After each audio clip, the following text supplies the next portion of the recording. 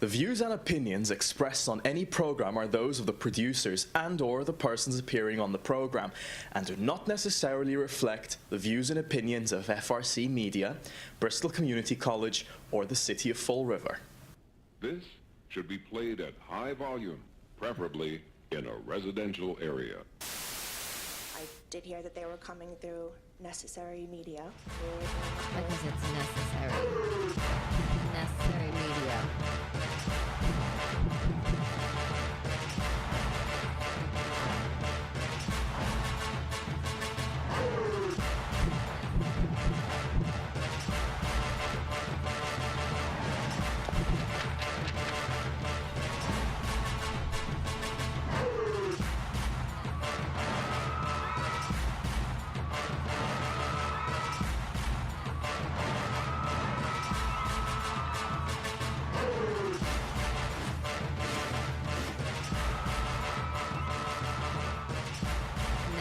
Media. Okay. Yes, ladies and gentlemen, I am back for the first time here on Necessary TV. I want to thank everybody for tuning in. This, again, is the first show. I'm hoping we get some of you out there to appreciate it. You come back next week. We're going to be here every Wednesday, 6 to 6:30. Now, the more you that tune in, the more you that communicate through social media, get the movement moving, then we can see what we can do with this show and we can make some more things happen.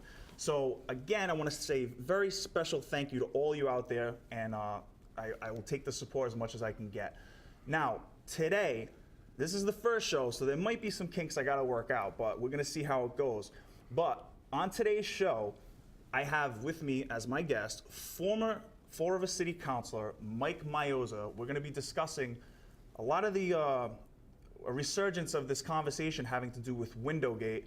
I know everybody out there is probably familiar with that, and I hope you are, and you should be, because there's a lot of unsolved questions to this that we really need to get to. So we're gonna go into him in a little bit with that. Then we're gonna follow that up a little later with the fan favorite No Flex Zone Award of the Week.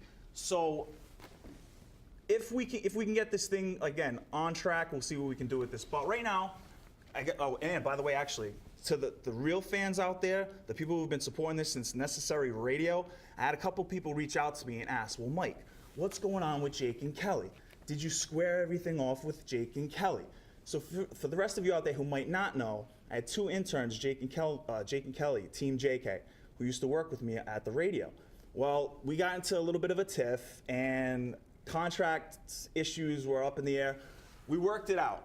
So Team JK is here. They've been helping out a lot with the camera work. I got to give them props. I appreciate everything they've done with the production of this show, and we'll do hopefully going forward. We'll see how they do. Interns in, interns out. Am I right? So again, everybody, don't worry about it. They're here. They're good. Now, I think we should just get this started because this is a half-hour show. I'm used to having a 2-hour show through radio, but we should probably get this started. So I want to introduce my guest. Like I said, former Fall River City Councilor Mike Miozza. Mike, how are you? I am wonderful, Mike. Thank you for having me on as your first guest on Necessary Media TV. Yes, I'm honored. Well, believe me, I am honored as well because, as I mentioned to you before we got on air, some people might know as well, my first appearance on any television production out of this studio was for another show that you were actually a guest on. So that was my first real introduction into discussing things face-to-face with an actual city councilor. So I'll give you credit as you kind of like you eased me into it. Good. Some people might be a little nervous, you know what I mean? I know you're used to it. You're used to dealing with all that stuff, but some people might be a little bit taken back, in awe. Yeah. So once you figure out how everything goes, ladies and gentlemen, it's not a big deal. Get involved, do what you can. But yeah, so Mike, you've been pushing this thing now. This week, I think, was it started at the end of last week, maybe, with the Windowgate? Well, I mean, I think, Mike, it's something I've been pushing since I was a city councilor. When the whole issue surfaced, a lot of people may not recall, but Ray Mitchell and I had sent a letter to the Inspector General, Mr. Glenn Cunha, to investigate, and if you recall, there was a $560,000 bond where $60,000 got allocated to fix the mayor's bathroom, to put tile floors in, to put glass windows into the legal department. So we sent a letter. Actually, I have a copy here with me. We sent a letter. That's the original letter. That is the city, and you're welcome to have that. That was the letter that we sent on February 18th. Can I just snatch that one? Yeah, absolutely. Okay. Do you have doubles? I have more, so don't worry, I don't need it. I just had brought it with me. But we had asked the Inspector General as far back as then. I believe the windows came up shortly thereafter. And we never got a resolution to it. I don't know if you recall back in September of 2015, there was an article in the Herald News where then Mayor Sutter said that some government agency, it was a mysterious government agency, he didn't identify who it was. Right. Cue the X-Files music. Yeah, so you know, we didn't know if it was a state agency or a federal agency, but he made comments to the effect that this was still under investigation. Right. And then I believe it was in October of 2015 where there's another Herald News article where Judge Macy, the Corporation Counsel, indicated that he had been contacted by the Inspector General and they had made a lot of requests. So Windowgate was, you know, being investigated. Recently, I was contacted by somebody that I've known for a long time, a friend of mine who worked on my campaigns, Sue Mathias, who had spoken in front of the city council recently. Yes. And not just her, a few other people that have as well, you know, wanting to understand, well, what's happened with the investigation, because it's kind of like a shell game. Well, what's going on with it? I think if we dig through the archives, I was one of those people who have mentioned it at a city council meeting during citizens input, because as you mentioned, there was a lot of people who were paying attention to this. And again, for the people who are longtime fans of Necessary Media and what we've been doing here, if you also go, again, because I should let you know as well, this show, if you missed some of it, or if you just want to let your family and everybody know, after the show's over, I will be uploading it to the YouTube page, www.youtube.com/thenecessarymedia. If you go there now, one of the things on there, I don't know if you've ever caught it, is I've been pushing this thing. I'm trying to get a Pulitzer off this. I have an interview with Sean Kadim from when he was Yes, running. I did hear that. Okay. Yeah.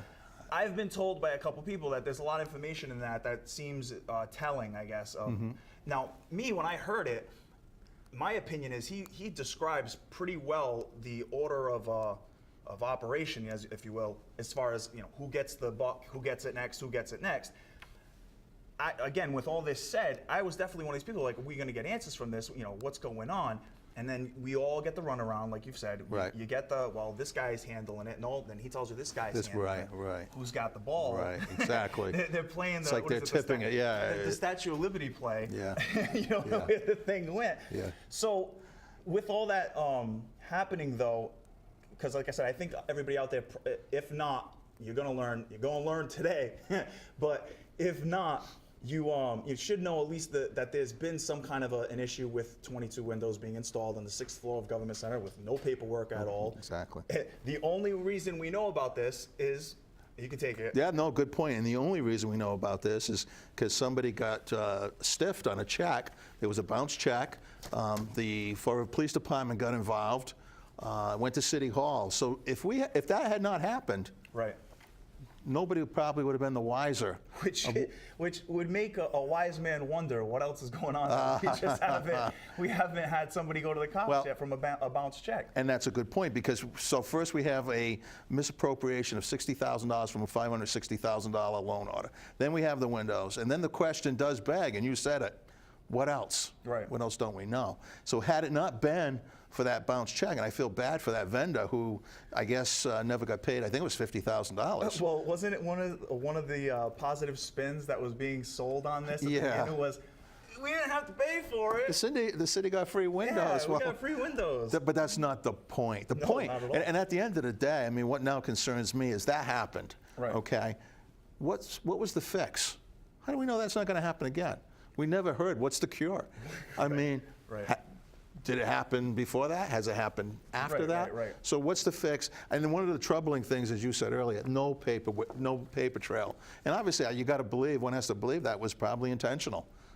I mean, well, again, it has to have been, because when they try to describe how this has been taken care of, it's easily just passed off one to the other, and yet I've never heard any of the people who are telling the story of what happened. None of them actually tell you where the responsibility lies. Right. That's the part that's crazy to me, which is why I mentioned the interview again. So if you're watching this and you want to check it out, the show, I mean, other people have have spoken about it. But again, the Sean Kadim interview I do have, he lists the order of operation, who should have the buck, who should have the buck. But everybody who I know who has told me, it's a great interview or whatever, it's a lot of information, no one has pointed out, oh yeah, the buck stopped right there. Right. So no one's taking responsibility, no one's taking blame, and it's kind of getting swept under the rug. Now at the state level, and obviously the federal level, other than people telling us there's a mystery team on this, Scooby-Doo, Right. they're on this thing. Other than that, there's nothing happening. Right. Nobody else. Right. As far as I know, it's just the IG's office that has been investigating this since October. But they've just pretty much said no issue with it, right? No. We met with the mayor, Sue Mathias and I. She went and collected, I think it was like 150 signatures on petitions. Right. We put a letter together to the mayor. Really, all we asked the mayor to do was, listen, if a report does come out in the future, to daylight that report. That I think, he would owe it to the citizens of Fall River and the taxpayers to say, hey, this is what happened, and not only this is what happened, but how do we fix it moving forward? So something like that never happened. So we've just asked him to daylight the report. But what he told us, Mike, was that the Inspector General has been in, I think he said 3 or 4 times since he's been in office, which is what, 3 months? Right. So it appears there is an active investigation going on. It is taking quite a while. As Sue Mathias says, murder cases wrap up quicker than this. Yeah, 48 hours. But at least it seems like it is active. And we just asked the mayor, once you get this report, please daylight it to the public. Don't, let's not bury this report, because I think you owe it, and we owe it to the public to say, 100%. This is what happened. Look, it appears that there was a debt of tax, a tax debt that was being was going to be either, I don't know, forgiven. I don't know if 22 windows equals $800,000. Right. But where's the paperwork trail to say, okay, we're going to install 22 windows and $100,000 is gone of your back taxes. Right. All right, I have my intern telling me we have a phone call, so we're going to take that phone call. Caller, hello? Caller, hello? Yes, I just want to say this is the greatest show on earth. It's necessary. I love what you're doing. Me, Lulu, and Crypty are here. I love you, brother. Viva la necessary. Viva la necessary, right? Raise the rifles, get them going, all that good stuff. You got it, brother. Necessary. All right, thanks, man. Bye. All right, now something I wanted to touch on while you were talking about that, and I want to say this to everybody who's actually paying attention, because to me this is an important issue. A lot of the time when I was doing the old show and I had different city councils on, I'm not going to name names, and I don't think actually you were one of them. I think more or less when we've had this conversation, you're, and this is not drinking Kool-Aid, because Mike, I've told you pretty much every time I've ever talked to you, if things that I like or respect about you, that's great. But if there's ever an issue, part of the reason why I like you is that I think I could say it to you without getting like confusion or a confrontation back. I think you'd be pretty much open to a conversation. So again, I'm not going to mention any other names, but there was times when I had conversations with other city councilors where when you bring up things like this, they don't get that the citizens have this disconnect brewing stronger and stronger as far as where they think the government right now stands on their behalf or not. So something like this with the window situation, I think it exemplifies that perfectly, where the government we have, when we're asking them questions, are saying, like we said before, hey, we didn't pay for the windows, what do you care? We didn't pay for the windows, we're not responsible for the windows, and if we take it back to mayors past, they'll get into legal jargon. Section 342-A says, I don't need to worry about this, ain't my problem. So they go at it this way, but the citizens are going to look at this like, what are you talking about? This happened. Why did it happen? How did it happen? What else happened that we don't know about? And what could be happening tomorrow that we won't know about unless somebody bounces a check? So I applaud the fact of taking it up, but I guess some other people haven't. What's your overall response you've gotten from this? I know a lot of the people I know and the citizens are pretty positive about it, but I also know there's been some backlash as far as you trying to put this, you and Sue, I believe, again, and I don't even, it's kind of nuts to me because I feel like maybe you guys are spearheading this right now, but you're far from the only people pushing this. Right. So number one, let me answer. I think I know where you're going with that question because I've heard some of this. Somebody is saying that I'm doing this for my political career. I don't have a political career right here, Mike. I chose to On this show. I chose to step down from city council. Yep. I don't know what I'm going to be doing 2 years. I may be done serving the community in that type of capacity. I haven't made up my mind. Right. So the other thing I want to say to this is something I've been working on right along. Right. Now, had it not been for Sue Mathias calling me and putting a voice to this and asking me to get involved, I would not probably have gotten involved. But, she came to me. She's a good friend. She said, we need to get to the bottom of this. What can we do?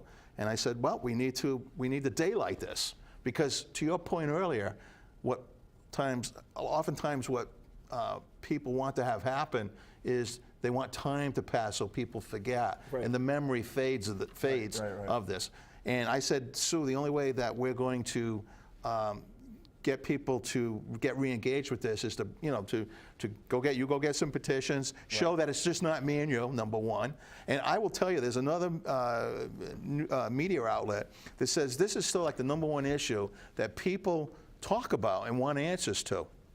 And rightfully so. There's an accountability issue here. Well, that's kind of what I was getting at, is in talking about, again, I'm not going to use specifics, and just you can feel as comfortable to discuss this in whatever way you feel. But my understanding is what I've heard is you've gotten some backlash, and Sue have gotten some backlash. I'm not using names, but certain media outlets that you've gone to try to project this onto people, to give people this information. You've gotten a little bit of a backlash, and my question is where the resistance would come from, because other than just trying to sweep this under the rug, there was a genuine, at least for the first 2 days, I think, definitely the day that this first was being pushed out on the media, there was like a resistance, a pushback, just to be like, why again? Like, that's what you hear, the why again? Why aren't we just talking about the waterfront? Yeah. Why aren't we talking about beautifying the waterfront? Well, why are we talking about this? Listen, again, this is an issue that still resonates with the public. And Mike, this is more than just an accountability issue. I don't know if you realize, a window about 6 weeks ago fell from the 6th floor and hit the ground. Mike, I want to get into that. That's a solid subject, so if you give me 1 second. We Sure. got another caller. Hey, caller. Caller, you there? Yeah. Hey, what's going on? Baba Booey. Yeah. Baba Booey. Yeah. Baba Booey. All right. See, this is the thing. That's why I said I knew.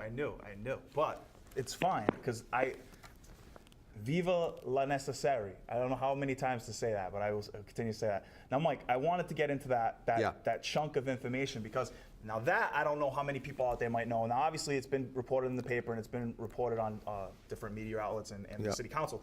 But again, something like I tried to say to you earlier to explain to people who might be tuning in for the first time, what I'm trying to do with this show is bring information to people who might not have gotten it through the other means, because I think there's a lot of people who just let this stuff glaze over. They don't care.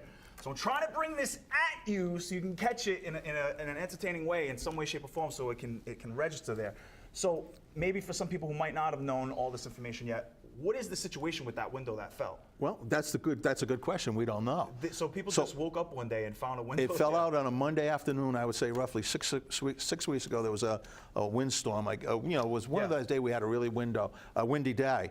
And from what I know, there wasn't workers up there. It just fell out. Now you're talking a piece of glass that's like 3 foot wide, maybe 8 to 10 feet tall, probably ½ inch to an inch. I don't know what that weighs, Mike. Yeah. But we're lucky that it didn't hit anybody. Right. Or seriously hurt. And I don't know. I mean, a glass that size, I would think has the potential to kill somebody. Yeah, that's pretty fatal.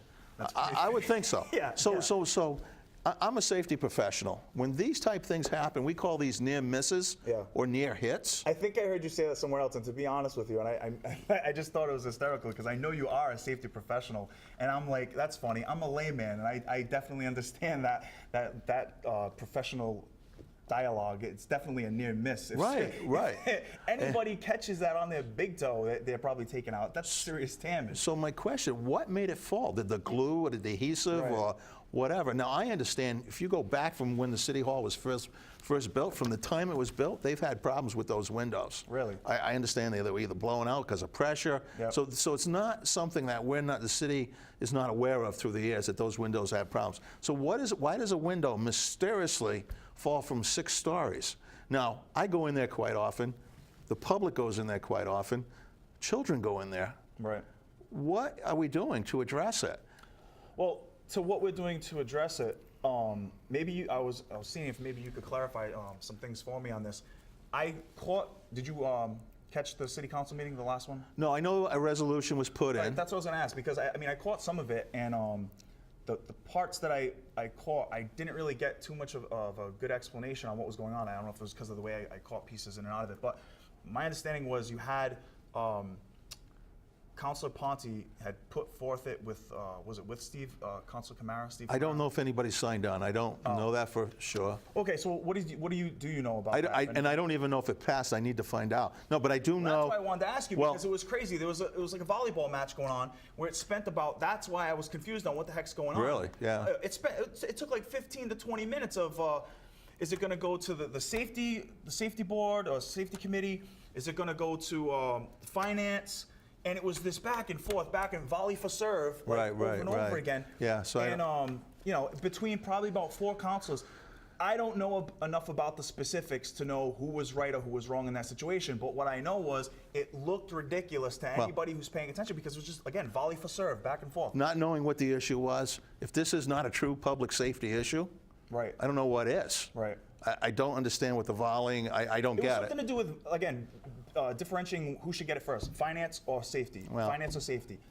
I don't get it, so with all due to the city, I'd have to watch that. But Without seeing it, your professional opinion as a safety professional goes to the public safety. It's a public safety issue. So Okay. I don't know what somebody's argument would be, but my whole point is that when the 22 windows got installed, we asked Ken Pacheco as councilor, and I was on the council, because now we question, were the windows put in correctly? Right. Who checked it? Right, Because nobody's responsible. Hands off. Right. Well, then who signed off at the 22 windows? Right. So we asked for an engineering study or a safety study or an expert to look at them. I thought that had been done, and so I told Sue Mathias to call Chris Ponte to get the study, and let's daylight that study. Sue Mathias came back to me and said that Ponte told her that no study was done, that Ponte told her that, yeah, the city council wanted it, but they never allocated any funds. Therefore, no study was done. Right. Okay, so we haven't done a study all this time. We just had a window 6 weeks ago fall from 6 stories. Right.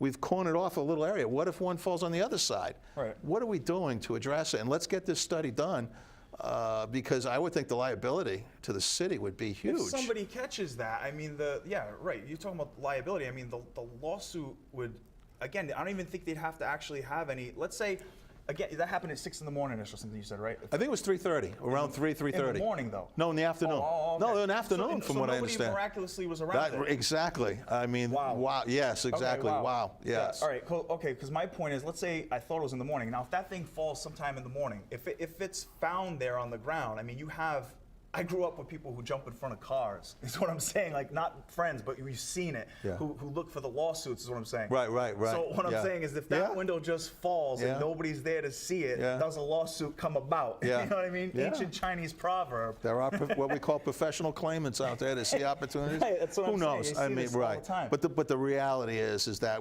the city was very lucky that at 3:30 in the afternoon, that didn't hit somebody. Right. I mean, now I find myself going up the stairs and I look up.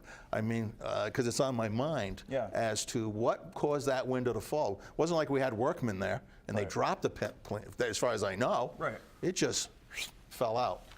So how are we addressing it? And I now I need to find out how that went. I thought it was going to be a simple 9-0 vote, send it to public safety, and let's. No, I believe it's gone forward, and I think it don't take my word on this right now, because this was such a volley for serve situation, but I believe it is going to safety. But one way or another, it was either going to public safety or finance, and it was just going back and forth. It just seemed like, again, to the people who are barely paying attention, I'm telling you, I pay attention to this stuff, and the fact that I left the room for a second, I come back, and all I'm hearing is this back and forth about someone grabs the mic, and I think it actually shouldn't go to safety because if we're gonna, basically it was like if we're gonna pay for this right away, then let's just get it to finance and get it taken care of.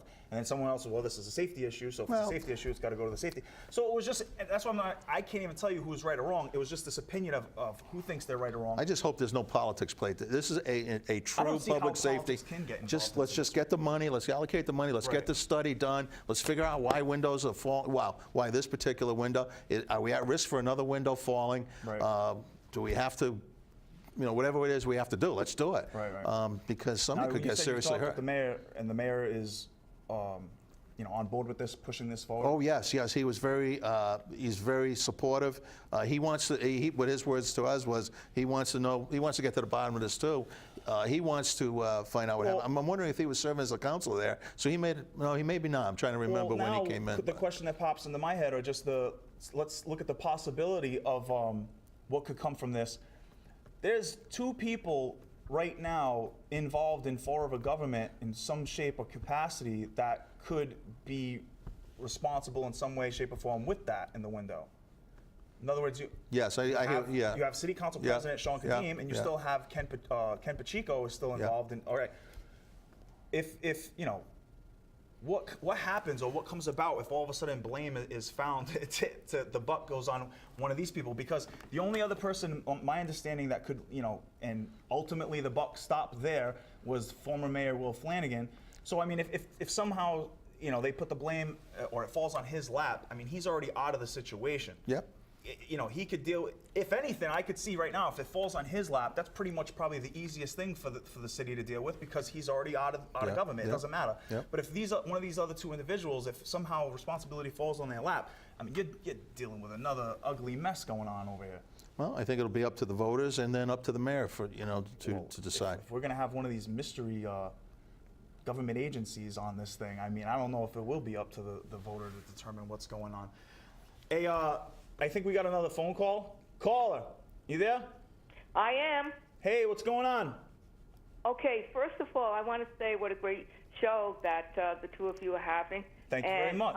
I'm hoping I can clear something up, because I attended the city council meeting last night, and you're absolutely right. It was like a tennis match, back and forth, back and forth. Something that should have probably taken 2 minutes ended up taking like 20 or 25 minutes. Right. It was so foolish. But the bottom line is the resolution did pass. Councilor Ponte did manage to hold his ground, and definitely wanted it referred to the Public Safety Committee. But then they also added an amendment that it will go to Finance, because the issue of that window that fell from the 6th floor, I guess they need to appropriate the money to have it fixed right away or whatever. So there's actually 2 things going on. In 2 weeks, the Finance Committee will address the issue of the window that fell and what are they going to do to rectify it. And also the issue of the other windows in Government Center, hopefully will be sent to Public Safety so it can be discussed in that committee, which is the right committee to send it to. Right. Hey, listen, I apologize, but I kind of got to move this along because the show's only a half hour, so I got to... Okay, no I problem. appreciate the phone call, though, and thank you very much. And you know what? Anytime. Good show. Good luck. Okay. Hey, thanks. Bye-bye. Bye. All right, ladies and gentlemen, now, Mike, like I told you, we got to wrap this show up. I got a couple seconds, but I want to go into the fan favorite No Flex Zone Award of the Week. No flex zone. No flex zone. They know better. They know better. All right, ladies and gentlemen, again, that's right. This is the No Flex Zone, the zone where you do not belong flexing. And this week's winner, I got to do this quick, but if you haven't seen it yet, check it out. Cat Williams, comedian Cat Williams. There's a video out there floating around where this guy supposedly or apparently tries to get into a fight with what's supposedly a 7th grader. The kid looks like he could be a little bit older. It could be like 16-ish, 17. But he gets into, if you ever seen Cat Williams, this is a wee little guy. He gets into a fight with him and he gets wrecked. He gets wrecked by a 7-year-old. He ends up in like a UFC chokehold and that's it. So again, that is your No Flex Zone Award winner of the week. And ladies and gentlemen, if you were listening for the password is Cat Williams. So remember that for the contest. There is a contest going on. Now, Mike, that's going to be the show for today. Again, it's a half-hour show. We got to wrap this up. But Thank you I for having me appreciate you on. being here. Good luck with the show. Thank you very much. Again, first time in the studios with Mike, first time on the shows with Mike, so I gotta appreciate that. Ladies and gentlemen, we are out at the show. Peace.